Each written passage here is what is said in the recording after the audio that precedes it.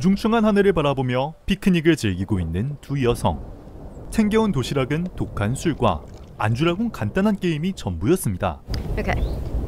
Never have I ever been to France. You know I have. 우리나라로 치면 손병호 게임과 비슷한 술 게임. 서로 질문을 주고받던 와중 빅토리아는 술자리에서 써먹었다간 제대로 갑분싸가 날만한 핵폭탄급 질문을 던지는데요. Okay, I have one. Never have I ever tried shrooms. Victoria, what are you doing? I thought they might distract us.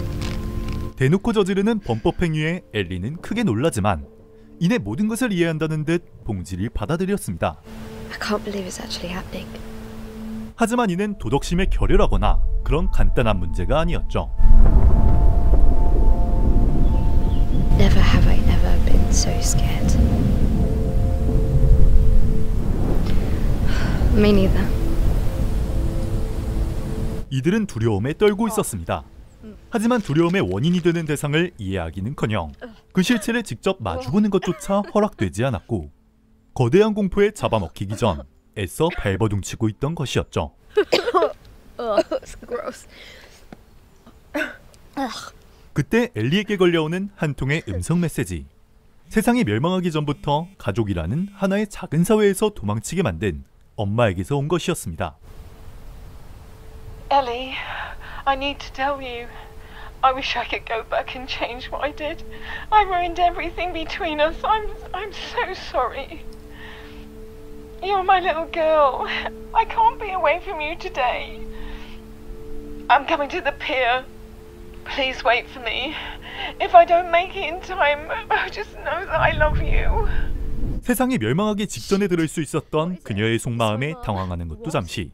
엘리는 곧바로 자리에서 일어났습니다. Wait, where are you going? Well, she thinks I'm somewhere else and I can't leave her alone today. Why not? She doesn't give a shit about you. Yeah, I know, but she's my mum and I can't leave her alone like this. Okay, but a mum doesn't kick out her daughter every time she has a new boyfriend. Look, why don't you come with me? It's too late. I mean, look. Let's just stay here together. We're each other's family, remember? 과거 아픔을 이해하며 서로를 위해 주었던 이들은 어느새 진정한 의미의 가족이 되어 있었고 두려움에 떨며 숨어있기보단 함께 마지막을 보내길 원해 이 자리에 선 것이었는데요. 그런 빅토리아의 마음을 배신할 수 없었던 엘리는 결국 엄마를 찾아가는 것을 포기한 채 그녀의 곁에 남기로 합니다. 한바탕 소동이 지나가고 흥분한 탓인지 아까 먹었던 약효가 빠르게 퍼지고 있었습니다.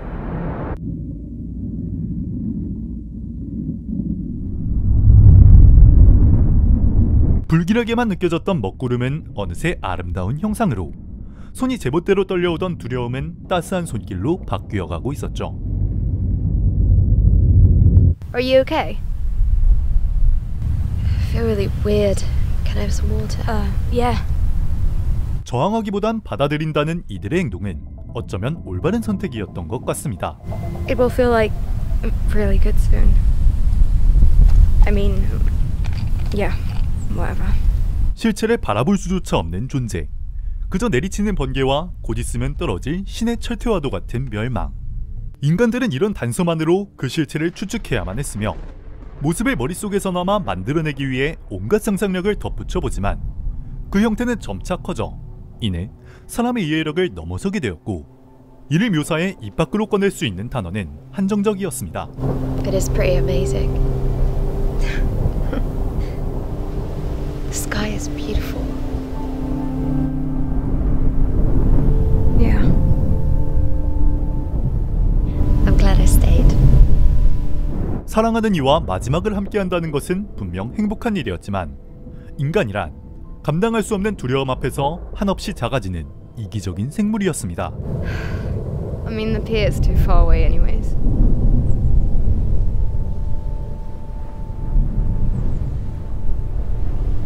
What's wrong? I never mentioned the pier.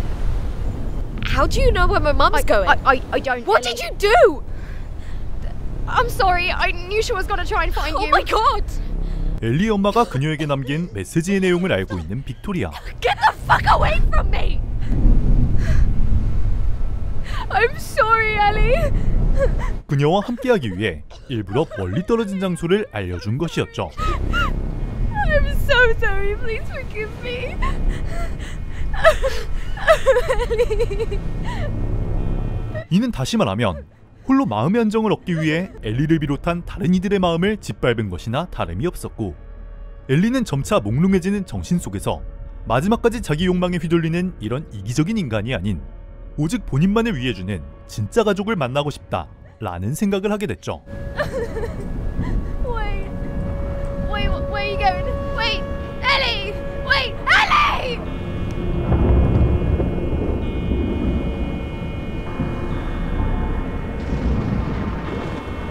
그렇게 빅토리아는 인생의 마지막 순간 지켜보는 이 하나 없이 홀로 남겨지게 되었습니다.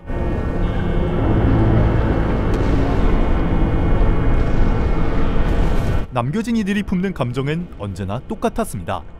부조리한 세상을 향한 분노, 이를 가득 담은 절규. 물론 그래봤자 바뀌는 것은 없었고, 자신의 무력감을 더는 느끼고 싶지 않았던 것인지 그렇게 피하고 싶어 했던 거대한 공포를 향해 한 걸음씩 걸어나갔습니다.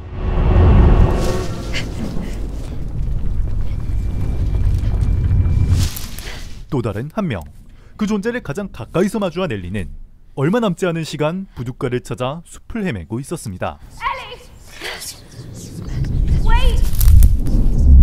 그녀 역시 빅토리아와 마찬가지로 인간으로서 중요시했던 여러 가지 감정들은 더 이상 의미가 없다는 것을 알고 있었죠.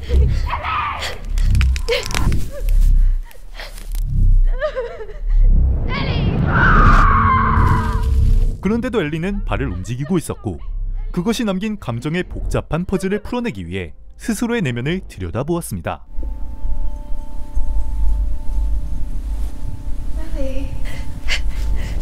말로 표현할 수 없는 감정에 이끌려 그저 마음 가는 대로 몸을 움직였으며, 곧이어 정신을 뒤흔드는 환각 속에서 명백히 다른 누군가의 목소리를 들었습니다.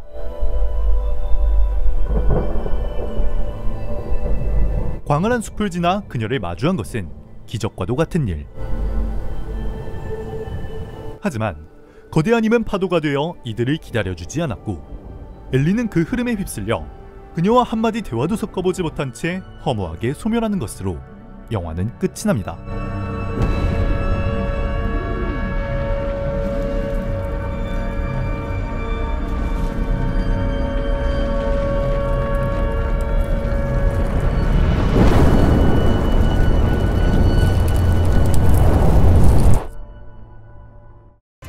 개인적으로 생각하기에 단편 영화와 코즈믹 호러라는 두 가지 장르를 가장 잘 접목한 작품 더 스카이.